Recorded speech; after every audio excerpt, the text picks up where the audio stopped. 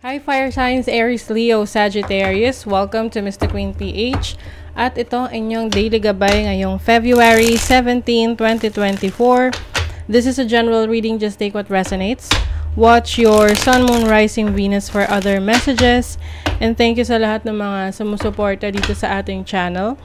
Just a reminder, gamitin nyo lamang ang reading na to bilang gabay. Pa-follow, like na rin ating Facebook at TikTok. Lahat po yan Mr. Queen PH.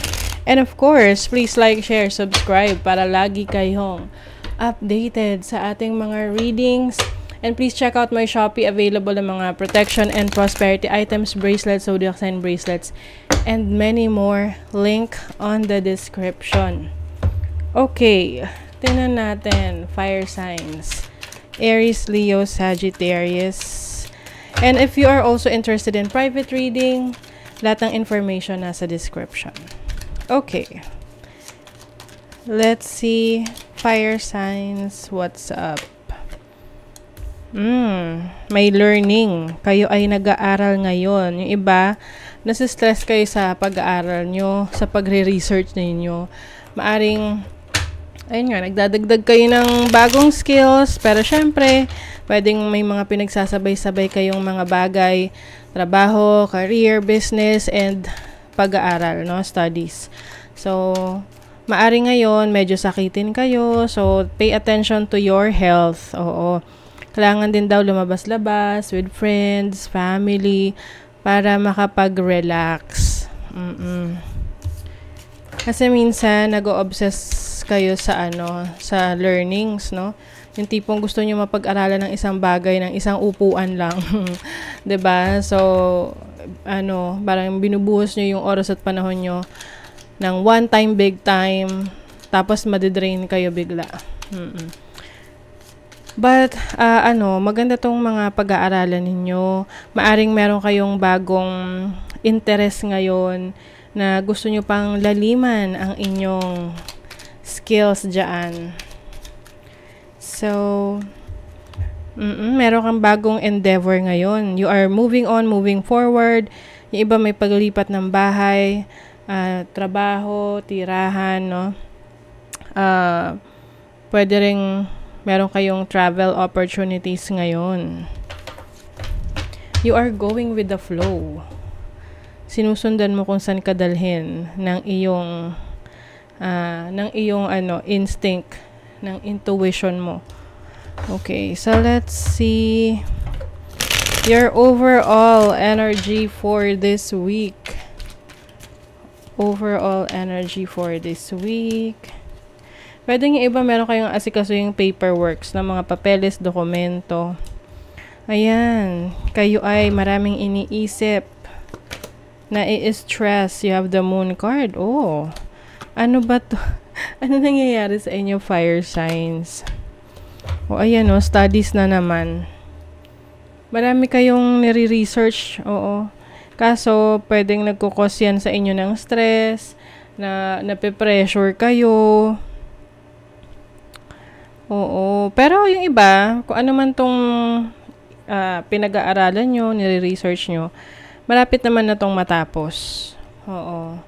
Kaya lang, kailangan lang dito, alagaan nyo yung sarili nyo kasi prone yan sa sa pagkakasakit. Yung iba, medyo emotional na. Minsan kasi kapag nape-pressure tayo tsaka nasistress, diba? Naging emotional tayo. Some of you, merong maglalabas kayo ng sama ng loob or feelings, expression sa isang tao.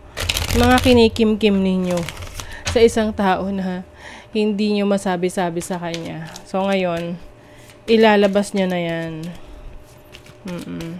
Pag-uusapan, oo. Para at least magkaroon ng clarity sa situation ninyo ngayon. Kasi yung iba, kapag meron kang kinikim-kim na sama ng loob, parang parang nagmamanifest yan sa katawan mo, nagkakasakit. Oo. So, yeah. Let's see tinan natin yung iyong money, career, finances. Oh, you have the 10 of Cups, happiness, Queen of Swords. Okay, yung iba sa inyo maaring aalis kayo dito sa very stressful situation sa trabaho. Oo, yung feeling nyo hindi kayo nabibigyan ng value yan diyan sa trabaho na yan. You are letting that go. Yung iba, kung meron kayong court cases sa trabaho, sa inyo, kayo yung mananalo, or kung merong issue sa HR, kayo yung papanigan. You are feeling relaxed with your finances. Okay? Yung iba sa inyo, meron kayong talent sa inyong entertainment. Oo, magaling kayong mag-entertain, mag-create ng content. Yan. Or any ways to entertain other people.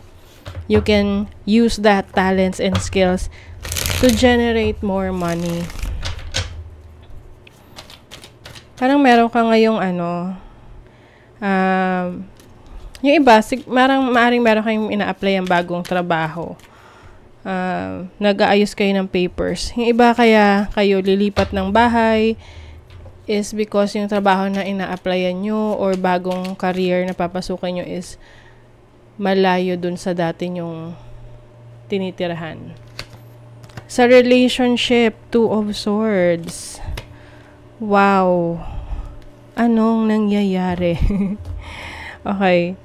So, yung iba sa inyo, fire signs, nagkaroon kayo ng mahirap na desisyon sa relationship. Maaring meron kayong nililet go na, or you are walking away from this situation. Kasi pakiramdam mo rin, hindi ka na-value. Parang feeling mo, wala nang growth sa relationship ninyo. Kaya you are looking for other ways to be happy. Yung iba sa inyo, pwede kasi itong meron ng bagong person sa buhay nyo eh. Kaya yung dati, nawawalan na kayo ng interest. And ngayon, meron kayong ini-entertain na bago. Ayan o, the lovers. Diba? May iniiwasan kayo. Very clear na sa inyo kung ano yung gusto nyo sa relasyon. So, maari kasing may mga pagkukulang din tong taong to sa'yo. Tapos, na-realize mo na hindi mo na kayang magtiis. Tapos, nung time na gusto mo nang umalis, ito namang person na to, hinahabol ka.